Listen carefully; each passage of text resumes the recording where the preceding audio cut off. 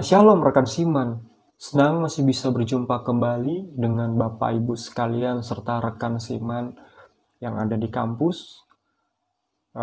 Saya Nasrul, saya alumni dan baru lulus tahun kemarin. Sekarang saya sedang melayani di salah satu lembaga misi yang ada di Indonesia yang dikenal internasional dengan sebutan Open Doors, atau di Indonesia lebih akrab dikenal dengan Satu Lentera Indonesia. Dan saya ingin mengucapkan terima kasih buat Waket 3, dalam hal ini BPM, yang telah memberikan saya kesempatan untuk melayani Tuhan di dalam kesempatan chapel pada pagi hari ini. Namun sebelumnya mari kita berdoa. Bapa, terima kasih buat hari ini. Tuhan memberikan kami kekuatan, kesehatan, kemampuan untuk kami boleh belajar bersama-sama melalui kebenaran firman Tuhan ini. Hari ini kami akan belajar kembali tentang firman-Mu ya Bapa. Berikan kami hikmat, kemampuan, kesehatan, sehingga kami dapat dimengerti apa yang Tuhan mau di dalam kehidupan kami.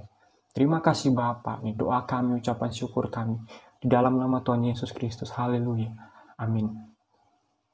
Bapak Ibu rekan sekalian, pagi hari ini saya akan mencoba untuk menjelaskan atau menceritakan kebenaran firman Tuhan yang telah saya renungi dan saya pelajari selama beberapa hari ini. Terlepas dari subtema atau topik,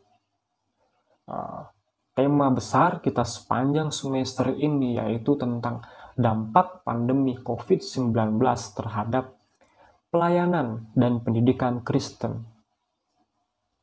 Itu diambil dari Lukas pasal 12 dan seterusnya. Ketika saya membaca bagian ini, saya sangat tertarik sekali tentang kisah pohon arah, di mana di dalamnya menjelaskan bahwa ketika tidak tumbuh, ditumbang saja. Tetapi bagaimana penjaga itu mengatakan, "Tuan, tolong berikan saya waktu. Saya akan memupuknya jauh lebih baik lagi. Dan ketika itu tidak berhasil, kiranya Tuhan sajalah yang akan memperlakukan pohon ini sedemikian rupa." Kira-kira begitulah teks yang saya dapat pelajari, dan itu menarik sekali. Dan terlepas dari itu, hari ini saya akan mencoba untuk mengangkat subtopik, karena saya mantan mahasiswa di Simpson, jadi saya mengerti betul bagaimana siklus yang terjadi di kampus, secara khusus terhadap ibadah chapel itu sendiri. Yang artinya, satu judul topik ini kita bahas bersama-sama di dalam satu semester. Mungkin sudah begitu banyak hikmat Tuhan yang menyertai kita semua, sehingga kita diberikan kemampuan untuk memahami setiap pengkhotbah di dalam menyampaikan kebenaran firman Tuhan. Nah, oleh sebab itu, terlepas dari topik yang sangat indah ini, saya mengangkat sebuah subtopik lagi. Ada topik dalam topik, wow, yaitu tentang menerapkan gaya hidup Kristen sebagai seorang altruisme. Apa itu altruisme? Sepanjang renungan pagi hari ini, saya akan mengangkat pembahasan tentang altruisme ini. Biar kita belajar bersama-sama terhadap hal ini. Secara khusus bagaimana gaya hidup seorang Kristen menghidupi altruisme itu sendiri. Nah, pagi hari ini saya akan mencoba untuk memfokuskan satu pembahasan di dalam iman kekristenan kita, yaitu tentang gaya hidup orang Kristen. Dan saya mengkaitkan tentang altruisme itu sendiri. Dan saya mencoba untuk mengangkat bagian ini yang ketika saya mempelajari nats Alkitab ini, ketika saya membaca ayat firman Tuhan ini, saya langsung menemukan satu bagian kerangka berpikir. Dan saya akan mencoba untuk menjabarkannya dan membagikannya kepada rekan Simon, Bapak Ibu sekalian. Saya mengambil dari Efesus pasal yang keempat, ayat yang kedua. Saya akan membacakannya. Hendaklah kamu selalu rendah hati, lemah lembut, dan sabar. Tunjukkanlah kasihmu dalam hal saling membantu.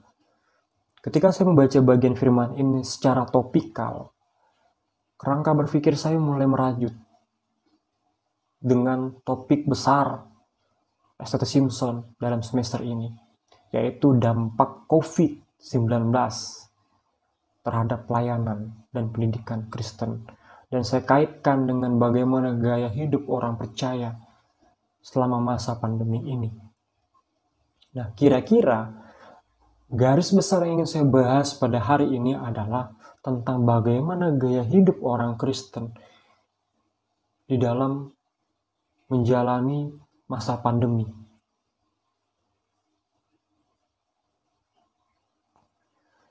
Dalam beberapa minggu belakangan ini, kita dihebohkan dengan kasus penistaan agama dari kalangan kita. Salah satu tokoh yang tenar sekali akhir-akhir ini yang bernama Paul Zhang. Mungkin Bapak Ibu rekan Siman baru mengikuti beliau, tetapi saya sebelum beliau tenar sudah pernah mengikuti beliau di media sosialnya, di YouTube-nya. Kenapa saya harus mengikuti beliau? Sebelum beliau tenar pada hari ini, beliau memang memiliki gaya hidup yang sangat-sangat bebas di media sosial. Terbukti dengan channel YouTube yang dia bangun. Di dalamnya, jika Bapak Ibu mengikutinya, kita akan menemukan bagaimana dia mencoba menjabarkan tentang firman Tuhan seenaknya dia, sesuka-sukanya dia. Dan ketika saya bergabung di dalam kelompok Apologet Malang bersama dengan Pak Gracia Pelo, beliau menjelaskan bahwa Paul Zhang itu adalah salah satu bidat yang muncul di akhir zaman ini. Sehingga dia berani sekali mengatakan hal-hal yang sangat aneh. Yang kita ketahui, dia mengaku sebagai diri Nabi ke-26. Entahlah Nabi apa yang dia sebut. Tetapi yang menariknya, saya melihat ketika Paul Zhang ini muncul, ada respon orang percaya yang sangat luar biasa. Ada gaya hidup yang coba saya perhatikan secara seksama. Jadi saya mencoba melihat bagaimana gaya hidup orang Kristen melalui media. Tanpa kita sadari, seharusnya kita bersyukur dengan kemunculan Paul Zhang. Karena kenapa? Dengan munculnya Paul Zhang, kita bisa melihat respon orang-orang percaya ketika menghadapi persoalan yang seperti ini. Ya kan? Jauh lebih dalam, kita bisa melihat bagaimana gaya hidup orang percaya ketika menghadapi masa-masa pandemi ini dan juga dengan gaya hidup di media sosial yang menurut saya terlalu bebas. Ada banyak cercaan, ada banyak makian, ada banyak celotehan yang ngawur yang terjadi di dalam bersosial media. Pertanyaannya, apakah itu yang Tuhan mau untuk kita lakukan sebagai umat percaya? Tentunya tidak toh. Nah, oleh sebab itu hari ini saya akan menjelaskan tentang bagian sederhana yang saya terinspirasi dari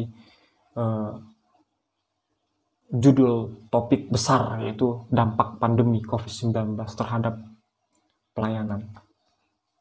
Saya mulai dari dua sisi yang berbeda, yaitu tentang gaya hidup umat percaya secara umum. Dampak pandemi COVID-19 terhadap gaya hidup umat percaya secara umum. Yang pertama,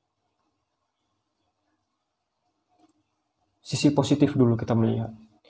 Memang benar, pandemi ini mengajak kita untuk semakin mendekatkan diri kita kepada Tuhan. Ya kan? Ada banyak waktu yang kita gunakan untuk belajar kebenaran firman. Secara tidak langsung, beberapa artikel yang saya baca, ada artikel dari Good News from Indonesia. Dia mencoba merilis, saya lupa artikel itu, tapi saya pernah membaca dia mencoba merilis bahwa apa yang dilakukan oleh orang Indonesia selama masa pandemi, gaya hidup yang berubah pada orang Indonesia pada umumnya, tingkat atau minat baca selama pandemi itu meningkat. Dan yang banyak dibaca referensinya adalah agama. Referensi-referensi tentang agama itu sendiri. Itu paling banyak sekali. Dan positif yang kedua yaitu menuntut kreativitas dalam melayani Tuhan. Kita dituntut untuk melayani Tuhan dengan cara yang kreatif semasa pandemi ini. Melalui banyak cara.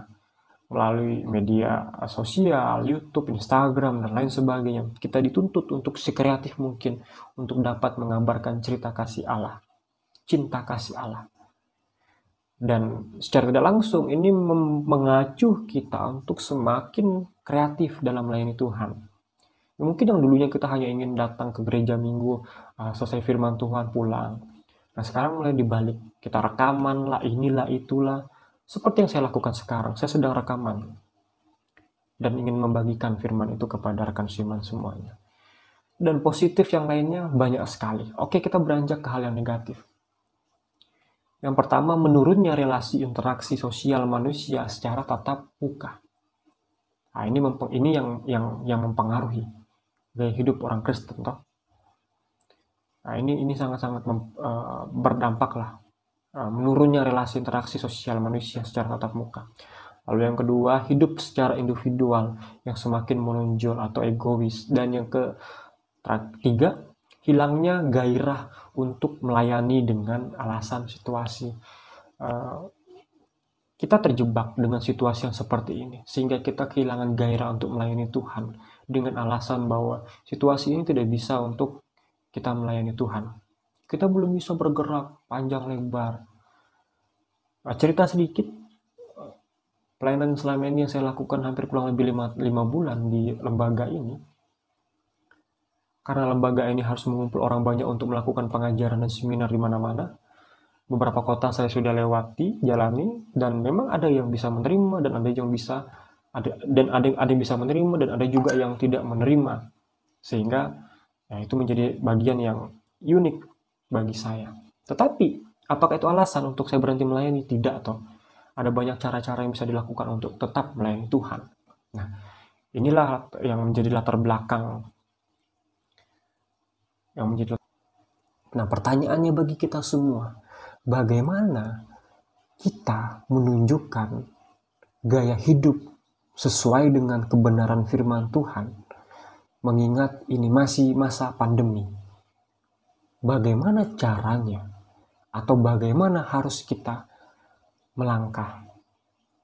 Ada 2 poin yang ingin saya bagikan pada hari ini tentang bagaimana seharusnya kita memiliki gaya hidup di masa pandemi ini, sesuai dengan topik yang akan saya coba bahas. Yang pertama, kita haruslah memiliki gaya hidup sebagai seorang altruisme. Apa itu altruisme? Di slide saya coba untuk mengangkat sebuah definisi. Altruisme ini secara sederhana adalah ilmu dari filsafat itu sendiri yang berkembang. Tetapi kesininya ini mulai ditinggalkan. Nah, saya mencoba untuk mempelajari apa itu altruisme, dan saya menemukan hal yang sangat unik sekali terhadap pemahaman altruisme ini.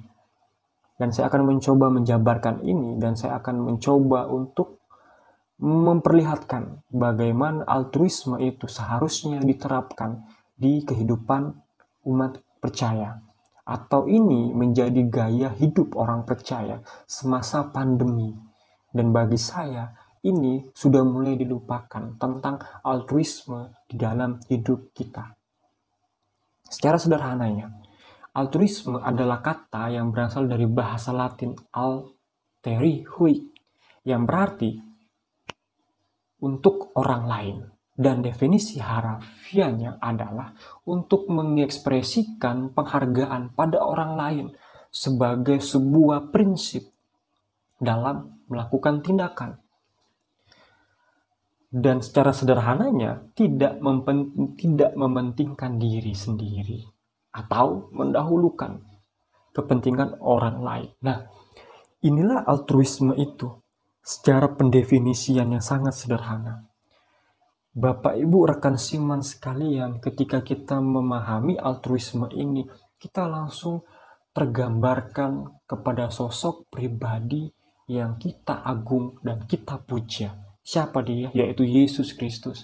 Sepanjang kehidupan Yesus Kristus, dia menjelaskan, dia mengajarkan kepada muridnya tentang bagaimana seharusnya kita mementingkan orang lain dan tidak mementingkan diri kita sendiri. Ya toh? Makanya Efesus 4 ayat 2 mengatakan, hendaklah kamu selalu rendah hati, lemah lembut dan sabar. Tunjukkanlah kasihmu dalam hal saling membantu. Dalam hal ini, orang altruisme atau orang yang menghidupi altruisme ini sangat sulit ditemukan pada masa sekarang. Benar atau tidaknya, terlepas dari benar atau tidaknya, ini adalah pandangan pribadi saya. Karena sulit sekali kita menemukan orang yang menghidupi altruisme ini. Sulit sekali. Sebenarnya altruisme ini adalah pengajaran yang Kristus ajarkan kepada kita, yaitu bagaimana kita harus mendahulukan orang lain sebelum kita. Ini adalah kasih. Hukum kasih yang kedua itu. Kasihilah sesama manusiamu seperti engkau mengasihi. Nah, itulah dia, altruisme itu. Makanya penting sekali untuk kita memahami definisi ini secara singkat, sederhana, dan kita menerapkan bagian ini. Bukankah ketika kita melakukan bagian ini, kita sedang mengaplikasikan kasih Kristus itu di dalam diri kita. Ketika kita memahami bahwa saya harus memperlakukan hal ini, saya adalah seorang anak Kristus, dan saya harus saling membantu dan mendahulukan orang lain menjadi pribadi yang baru dan menghidupi gaya hidup yang baru, yaitu sebagai seorang yang mengedepankan altruisme itu sendiri. Dan bagaimana perilaku altruisme ini? Perilaku altruistik lebih mengarah pada perilaku yang berasal dari inisiatif seseorang karena melihat situasi orang lain atau lingkungan sekitarnya. Altruisme sendiri kadang-kadang sulit dihargai secara sempurna karena apa? Abstrak dan tidak dapat dinyatakan secara jelas. Dan secara normal terjadi secara sadar. Ini sadar loh seorang altruisme ini gitu. Mengarah pada perilaku yang berasal dari inisiatif. Saya hampir kurang lebih 4 tahun di kampus, di asrama. Sudah juga diberikan kesempatan oleh Ibu Linda, sekolah, dan Pak Yamin untuk menjabat beberapa struktural di kemahasiswaan. Salah satu pernah juga menjabat sebagai koordinator senat mahasiswa dipimpin oleh Ibu Linda waktu itu. Dan ya memang kita harus mempunyai perilaku altruisme ini ketika kita mencoba atau ketika kita belajar menjadi seorang pemimpin. Kita harus mempunyai inisiatif untuk melihat situasi orang lain di lingkungan kita. Kita harus terlebih dahulu sebagai seorang pemimpin yang masuk ke dalam bagiannya. Jadi kita harus memiliki inisiatif yang sangat dalam, yang sangat tinggi sebagai seorang pemimpin. Dan ini menjadi gaya hidup seorang pemimpin seharusnya. Dan semuanya dilakukan dengan rasa kesadaran diri. Ingat, lakukan semuanya ini dengan rasa sadar. Sampai orang berkata, kok bisa ya dia melakukan hal seperti itu? Makanya perilaku seorang altruisme ini harus dimiliki setiap para pemimpin. Secara khusus buat mahasiswa-mahasiswa yang sedang dibentuk hari ini. Itu untuk poin yang pertama. Poin yang kedua, ini sangat sederhana sekali. Rekan seiman mungkin tahu bagian ini. Kita diharuskan untuk memiliki gaya hidup yang rendah hati, lemah lembut, dan sabar. Paulus berpesan kepada jemaat yang ada di Efesus untuk memiliki gaya hidup yang sedemikian rupa, yang selalu mencerminkan kehidupan Kristus di masa pandemi ini. Lalu yang berikutnya, tunjukkanlah kasihmu. Seberapa jauh kita telah menerapkan hal ini. Definisi pribadi kita tentang kasih akan mempengaruhi bagaimana cara kita akan mengaplikasikan hal tersebut. Lalu yang menjadi closing statement saya pada hari ini, gaya hidup itu pilihan. Tidak semua gaya hidup yang dipandang baik itu benar. Tetapi gaya hidup yang mencerminkan Kristus itu adalah kebenaran dan kasih yang nampak.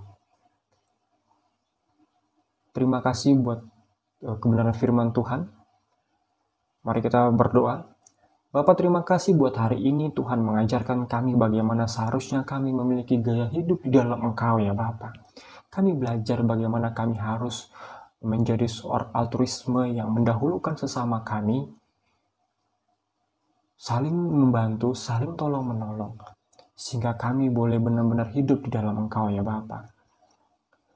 Dan biarlah ketika kami melakukan hal ini, kami memiliki hidup yang baru dalam kasih-Mu.